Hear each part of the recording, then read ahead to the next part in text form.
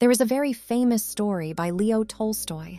It is said that in old Russia, 3 mystics became extremely famous. They became so famous that the head priest of the church grew jealous of them. Slowly, people stopped coming to the church. The crowds completely disappeared from there, and instead, everyone started visiting those 3 mystics. The head priest began thinking, "Who are these 3 men who became saints while I am still here?" Because in Christianity, there is a tradition that unless the church recognizes someone, he cannot officially become a saint. The priest became deeply worried. Day by day, the popularity of the church was decreasing among the people. Then one day, it crossed all limits. The priest sat inside the church for the entire day, but not a single person came. His anger knew no bounds.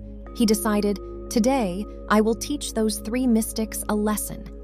He wore his grand priestly robes, placed a golden crown on his head, took the golden staff carrying the symbol of the church, and set out to meet them. The 3 mystics lived on the other side of a large lake. The priest crossed the lake by boat. After walking a little further, he saw 3 simple old men sitting quietly under a large tree. All 3 of them sat silently in meditation. The priest approached them and proudly asked, "Are you the famous saints because of whom people have stopped coming to my church?" The 3 men humbly replied, "Saints? Oh no. What saints are we? People keep calling us saints, but we don't know who spread this rumor. Crowds of people come here every day. We keep asking them not to come, but the more we refuse, the more the crowd grows. We are troubled by this attention. We wish to live in solitude. It is good that you have come. Please save us from these crowds." Hearing this, the priest secretly became very happy. He thought, "These are very naive people. Today I will humiliate them completely." The priest asked, "But what exactly do the 3 of you do here?" They replied, "Nothing. We simply sit under this tree and pray to God." The priest asked, "Where is your Bible?" All 3 lowered their heads. The priest asked, "What happened?" They replied softly, "We are illiterate. We do not know how to read. What would we do with a Bible?" The priest became even happier inside. He thought, "These illiterate fools have deceived so many people." Then he asked, "So how do you pray? Do you at least remember the church prayer?" Again, the 3 men lowered their heads. The priest asked, "Why do you keep lowering your heads?" They answered, "It is shameful to admit this, but we do not even know the proper prayer." The priest was shocked. "What? You don't even know the prayer?" The 3 shook their heads in embarrassment. The priest asked, "Then how do you pray to God?" They replied, "The church prayer is very long. We could never remember it properly. We thought there was no point in saying it incorrectly. So after thinking deeply, we created our own simple prayer." The priest became furious. "You created your own prayer? Prayer is sacred. It is written in the scriptures. It is thousands of years old. God himself taught prayer to Jesus, and you created your own?" The 3 mystics immediately fell at his feet. "Forgive us. We are poor, uneducated people. We know nothing. From today onward, we will pray exactly the way you teach us." But curiosity entered the priest's mind. He wanted to know what kind of prayer they had created. He asked, "First, tell me your prayer." The mystics hesitated. "No, sir. Our prayer is foolish. Please don't make us more embarrassed. Teach us your prayer instead." But the priest insisted. Finally, after repeated requests, they agreed. They said, "We thought and thought, but no proper prayer came to our minds.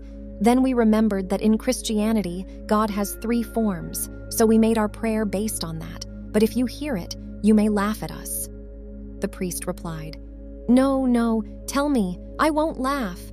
The 3 mystics folded their hands and softly said, "We are 3. You are 3. Have mercy on us."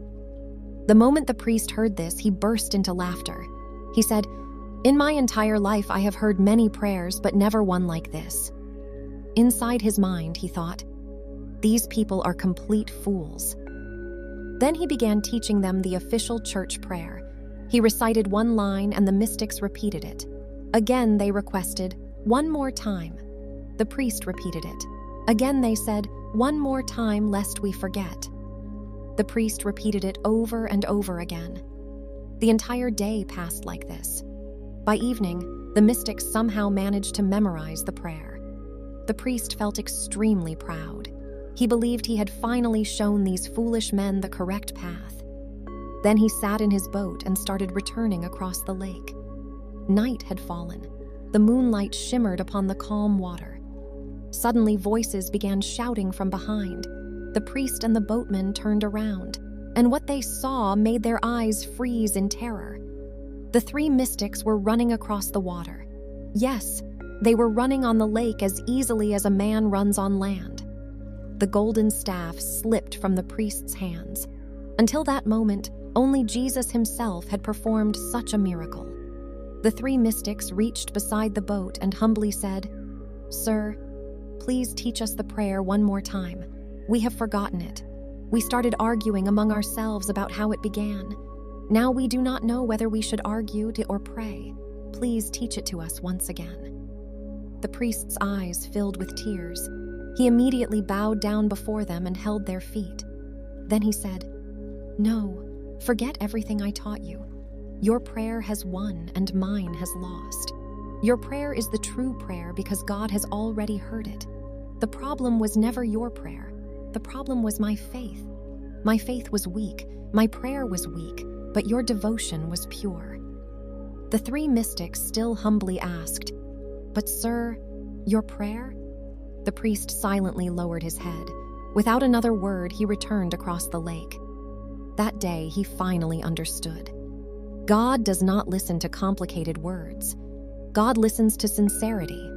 A prayer does not need to be ancient. It does not need to come from scriptures. It does not need to be accepted by millions of people. If a prayer comes from a pure heart, God will always hear it, even if it is made of only a few simple words.